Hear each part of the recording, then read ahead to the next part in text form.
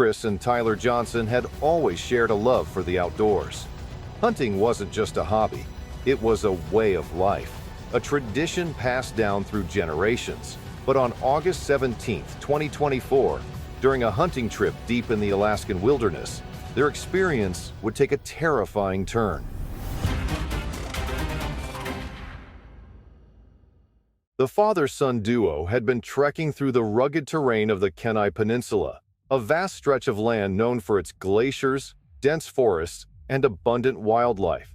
It was a place where hunters came from all over to experience raw, untamed nature.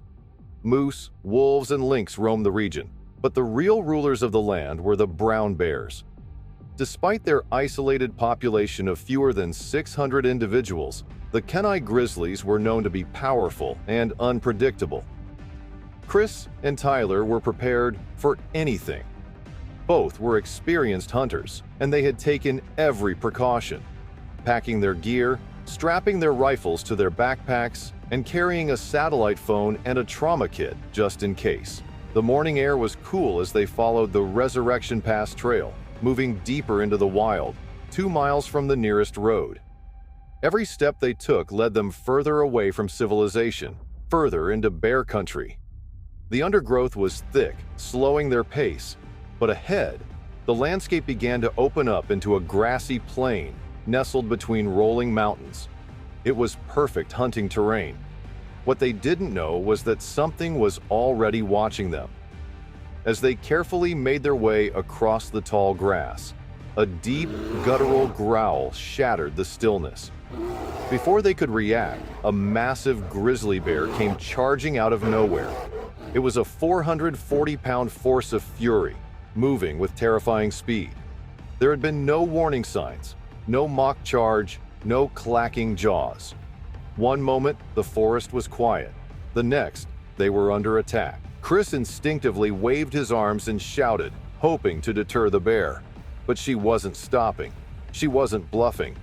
Then she turned her full focus on Tyler. Before he could even think, the bear slammed into him, sending him flying backward. But Tyler was quick. His survival instincts kicked in. As he fell, he reached for his 10mm pistol. Amid the chaos, he pulled the trigger, but something went horribly wrong. The bullet didn't hit the bear. Instead, it tore through his own upper leg, passing clean through his thigh. A searing pain shot through his body, but there was no time to process it. The bear clamped down on his calf, her powerful jaws crushing flesh and bone. The pain should have been unbearable, but adrenaline was in full control now. With the bear mauling him, Tyler fought back the only way he knew how. He fired again and again, emptying his entire magazine. 7 bullets hit the bear, but she kept fighting. Even with fatal wounds, she refused to go down. Chris jumped into action, raising his Glock 40 and firing until the bear finally collapsed. As the silence settled over the field, the two men looked at the carnage around them. Tyler lay on the ground, his wounds leaking red into the earth. But he was alive. The bullet he fired into his own leg had miraculously missed his artery. His calf, however, had deep puncture wounds from the bear's teeth, and his body was covered in scratches and bruises. Chris, an Alaska state trooper with over 30 years of experience, knew exactly what to do. He acted fast, tying a tourniquet around Tyler's leg to stop the bleeding and wrapping the wounds with gauze from their trauma kit. Then, he reached for their satellite phone and sent an SOS for help. With no choice but to wait for rescue, Tyler picked up his phone and began recording. He spoke directly to the camera, explaining what had just happened. Despite his injuries, he was calm, collected, and in control. But something didn't sit right with either of them. The bear's aggression was unusual.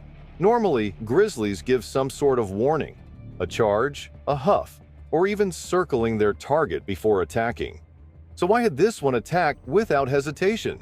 Their question was answered hours later when wildlife officials returned to the scene. Near the spot where Tyler had been mauled, they found a bear cub. The bear hadn't been hunting. She had been protecting her young. As time passed, the pain finally hit. The adrenaline was wearing off, and Tyler felt like he had been hit by a truck. Sweat dripped down his face, and his breathing became ragged. His father stayed by his side, talking him through the pain, reminding him to breathe. They shared old hunting stories, laughed about past trips, and kept their focus on the one thing that mattered: survival. Then, the distant sound of helicopter blades echoed through the valley. Tyler was airlifted to a hospital in Anchorage, where he spent several days recovering. His injuries forced him to delay starting a new job in Austin, Texas, but within a week he reunited with his wife and kids. Despite the brutal attack, Tyler and Chris aren't giving up hunting. The ordeal only reinforced the importance of preparation. Had Tyler been hunting alone or without a trauma kit, the outcome could have been very different. For now, the Kenai Peninsula holds both beauty and scars for the father and son, but the wild still calls to them. And next time, they'll be ready once again.